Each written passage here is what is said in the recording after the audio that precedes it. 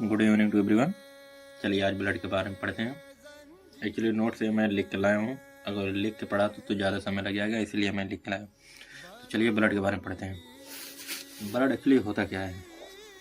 Blood ए fluid connective tissue होती है और इसकी ओरिजिन जो होती है मेजोडर्मल होती है। ब्लड के बारे में पढ़ने को हम कहते हैं haematopoiesis, the process in which formation of blood called haematopoiesis. अब नॉर्मल एडल्ट ह्यूमन के अंदर कितने ब्लड होते हैं? नॉर्मल एडल्ट ह्यूमन के अंदर अप्रोक्सीमेटली 5 से 6 लीटर ब्लड होती हैं। तकरीबन इनके अंदर 5 से 6 लीटर ब्लड होती हैं। अब जैसे हम एग्जांपल ले लेते हैं, जैसे किसी का वेट 70 kg है तो उस हिसाब से उस पर्सन के अंदर 5 लीटर 5.5 लीटर ब्लड होना चाहिए। अब जब बच्चे पैदा होते हैं, बच्चे पैदा होने के दौरान उस समय उनके अंदर ब्लड कितने होना चाहिए? तो उस समय उनके अंदर 250 से 300 ml ब्लड होती हैं। अब ब्लड कहाँ बनते हैं उसके बारे में चलिए पढ़ाते हैं। ब्लड एक्चुअली ह्यूमन के अंदर जो बोन्स होती हैं उसके अंदर होती हैं बोन मैरो। तो ब्लड बोन मैरो के अंदर बनती हैं। बोन मैरो होती हैं, जैसे कह सकते हैं red bone marrow. Red bone marrow के अंदर होते हैं मास सेल। तो यही मास सेल जो होती हैं कोई भी सेल बना सकते हैं। It means it capable of forming different type of cell, मतलब कोई भी सेल बनाने की इनके अंदर क्षमता होती है। अब जैसे WBC का हमने एग्जाम्पल लिया, WBC, RBC एंड प्लेटलेट्स। तो अब हम आ जाते हैं डिस्कस से तीनों बारे में हम समझते हैं। पहले हम RBC के बारे में समझेंगे। RBC क्या होती हैं? RBC की एक्चुअली रेड ब्लड सेल होती हैं, इसे हम इरिथ्रोसाइट भी कहते हैं। Formation of RBC called erythropoiesis, यानी RBC का बनना हम उसे इरिथ्रोपोइसिस कहते हैं। अब RBC का किस किस स्टेज में बनती है हम उसके बारे में डिस्कस करते हैं। RBC actually early embryonic stage में बनती हैं। अर्ली एम्ब्रियोनिक स्टेज कब लगती हैं? जब बच्चे माँ के कोख में होती हैं, यानी ओम्ब में। तो 2 से 8वें वीक को हम कहते हैं अर्ली एम्ब्रियोनिक स्टेज, और ये बनता है योक सेक में।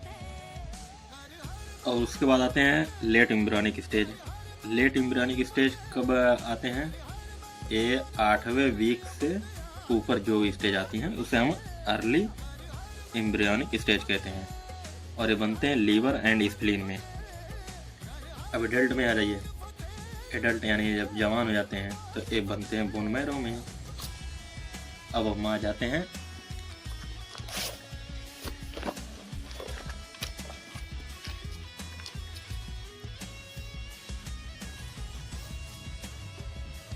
RBC। देखिए RBC के नंबर कितने होने चाहिए?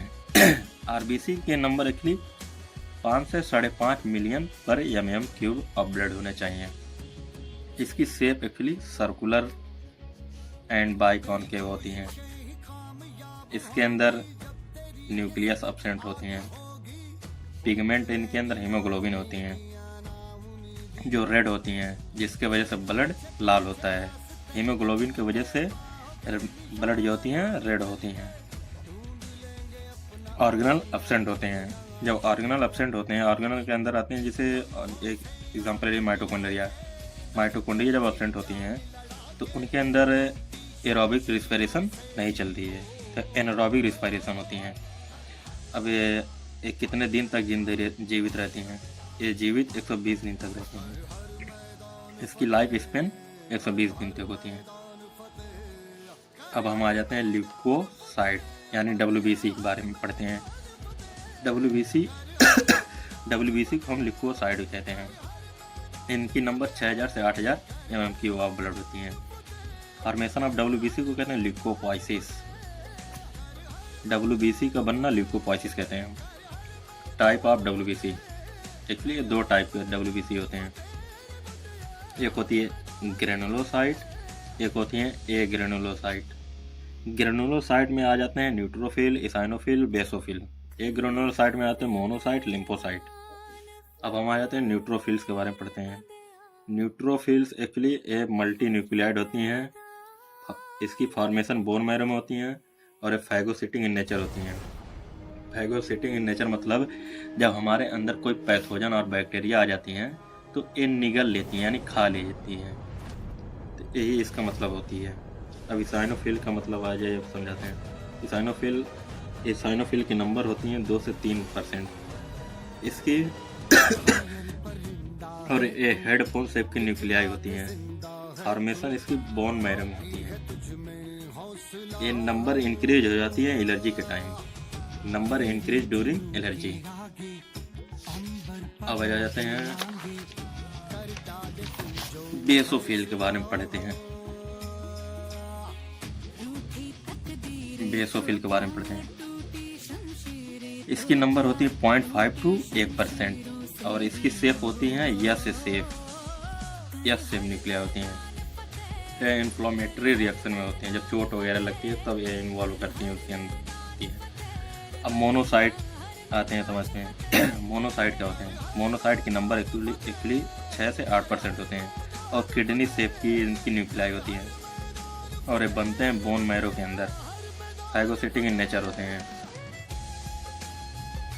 ये जो बताए ना फैगोसिटिक इन नेचर होते हैं, ये जो न्यूट्रोफिल्स होती हैं, न्यूट्रोफिल्स एंड मोनोसाइट एक जैसे काम करती हैं। फैगोसिटिक इन नेचर होती हैं। ये भी जब पैथोजन और क्या नाम है बैक्टीरिया हमारे अंदर आते हैं तो ये लड़ने की क्षमता रखती हैं, यानी उसको निगल लेती हैं, खा लेती हैं। तो उसी को हम कहते हैं फैगोसिटिक इन नेचर। इसका मतलब यही होता है। अब लिम्फोसाइट के बारे में आ जाते हैं, पढ़ते हैं।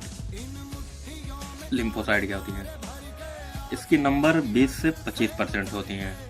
इसकी न्यूक्लियाई जो होती हैं ये राउंड शेप की न्यूक्लियाई होती हैं। Involve in provide immunity provide करती हैं बॉडी के अंदर। अब प्लेटलेट्स के बारे में समझते हैं। प्लेटलेट्स क्या होती हैं?